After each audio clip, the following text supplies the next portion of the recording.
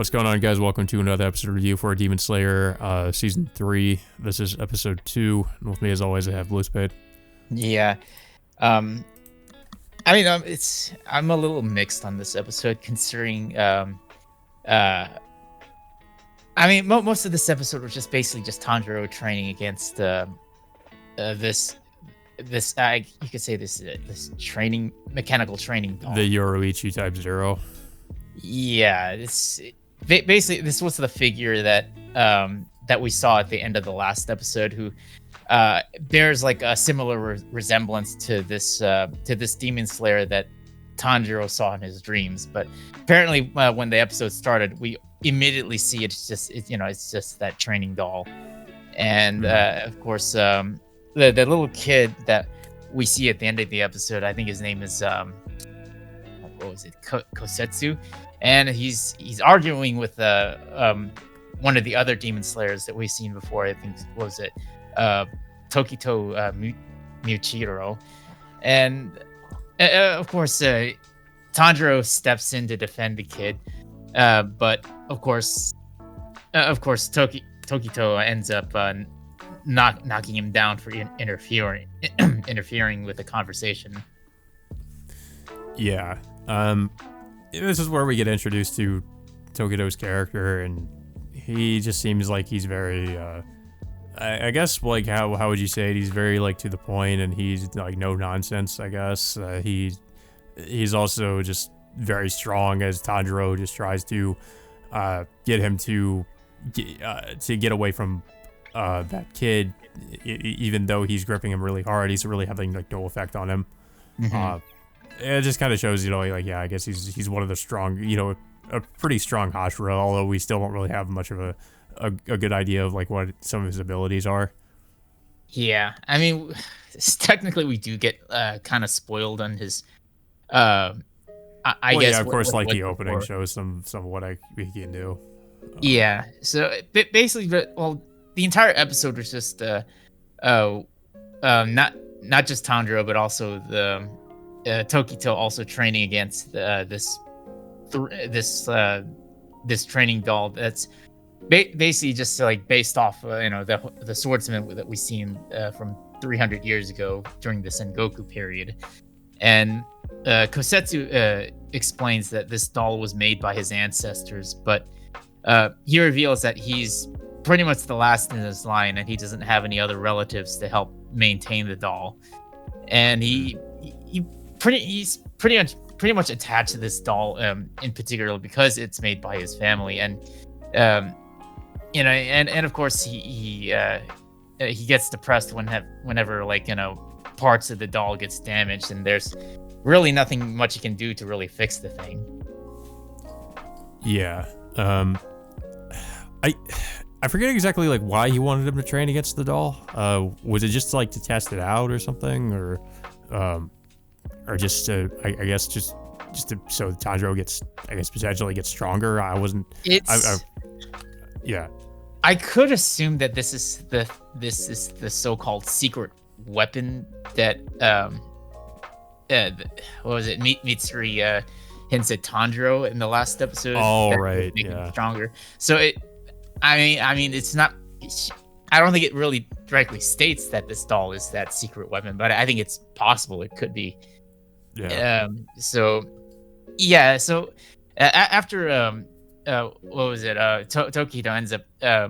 Well, he basically just kind of like destroys one of the doll's arms, and he takes one of the swords for himself. And then of course Tanjiro takes his turn to train against the doll, but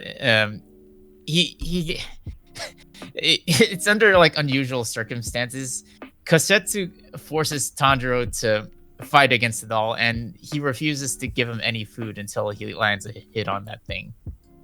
How many days was he training again? Like, I think they said it was like 3 days or something. Three days. Straight days. He was like training with this doll.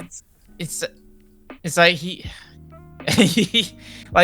Tanjiro just goes on to train against this thing for 3 straight days without any food or water, with Tanjiro just basically trying to get water from from raindrops of sorts until like Tanjiro eventually passes out or dies. I don't know what happened to him. Apparently he eventually faints from exhaustion to the point where he goes into the afterlife of sorts. I thought that I don't know. I thought it was just more like a well, I mean, I guess, either that or it was like I thought it was a dream sequence, but yeah, I guess you could say maybe that's what happened. But then he like ends up finding, because basically what happens is he tried to cross the bridge over into the netherworld or something with these other spirits, and he ends up falling off the bridge and falling into the water, and in the water he finds like some kind of a crystal or something, and it kind of like in a way like I guess like reinvigorates him. Yeah, like somehow it enables him to, I guess, anticipates the doll's movements where he's able to land a single strike. And of course he he gets his food. I thought it was kind of ridiculous too, because the what was it, the Kotetsu, what was the kid's name again? It was like Kotetsu, yeah. Kotetsu, yeah. He was like trying to talk to Tanjiro, but if you think about like the passage of time, like I think we're supposed to be under the impression that while like Tanjiro is like in mid swing, or while the doll is in mid swing, it's like I would assume like it's a less than a second, like almost a millisecond supposed to pass, because like time slowed down. But I was thinking about that. I was like, how is he being relayed all this information within the span of like under a second? If I could assume is what the amount of the time is supposed to be with when they're in like mid combat like that, or like it's like Kotetsu like during mid combat he tells like Tanjiro not to worry about wrecking the doll, but wrecking the sword, I think, too, because Tanjiro like is hesitating because he didn't want to destroy the blade, because you remember before the swordsmith that works on his blade gets upset every time he ruins it or damages it somehow. Yeah, and of course Kotetsu tells Tanjiro not to worry about it, and Tanjiro manages to land a powerful strike on the doll's head, which shatters, and then it reveals like another sword inside, which apparently it's supposedly, I could assume that this used to belong to the same demon slayer that Tanjiro saw in his dreams. Yeah. I will say that's kind of interesting. I do want to know who this demon slayer is and what relevance he has to Tanjiro. I mean, I suppose my guess is he's some kind of distant relative to Tanjiro, considering he does look a lot like him. So that's what I'm guessing, but I guess maybe that might be revealed in a later episode as to who he really is. But there's another question about like his appearance. Like if you remember in the last episode, there was the upper rank demon that looks exactly like him. The six-eyed demon Kokushibo. So I mean, I still have questions of like if that guy is really the same person or if it's somebody else entirely, because we could assume the demons can, I don't know, like take the form of somebody else of sorts. Yeah, that's pretty much where the episode ends, and we also get the new ending song, which I was kind of surprised because it's also being done by Man with a Mission and Millet, so just like the opening. But I liked both of them. I thought it was good. Of course, the ending just pretty much all focuses on what's her name, Mitsuri, or the love Hashira.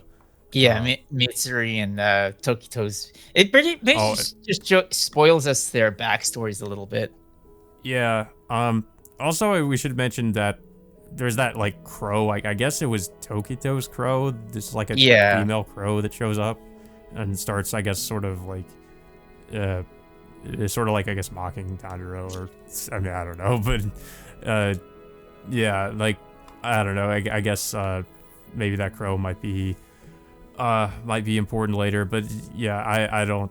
That's the only other thing that really happens. Like, we don't really get a lot of like plot progression in the episode. It's mostly just a training montage, if anything. And I don't know. It was okay. again, I kind of feel the same way you did about it. It's not much happened, and I just I wasn't really that interested in watching another training montage. I feel like that really could have, in my opinion, I really felt like that could have been cut down pretty significantly, because I didn't feel like it was really that important that we like have a whole episode dedicated to it. Yeah, I mean, we've seen Tanjiro train. But I'm assuming it's. I don't want to blame Ufotable for it, because I'm pretty sure they're just it's what's in the manga. So I mean, I'm guessing they're just adapting it as it is in the manga. So it's more like, I guess, a problem with how the manga is written. Yeah. But yeah, I don't really have too much else to say about the episode. I don't know if you have anything else to say about it. I mean, I could say that it's somewhat necessary to show Tanjiro's progression as a more competent fighter, because we've seen him like, yeah, I mean over, like, regardless of how much he trains, he still struggles against some of the more powerful opponents, like going up against like what happened to him and the others during the events of the Entertainment District arc. I mean, they literally just like went through hell just to take them down, and they went into a coma. They all went into a coma for 2 months. So I guess in a way, like, Tanjiro is definitely, like, I guess in a way just trying to improve himself even further, to try to better himself against like any potential enemies coming his way, like Akaza, for example. He's one of the demons that, of course, Akaza has his eyes on. Right. Yeah, guys. But that all being said, until next time, we will see you all later.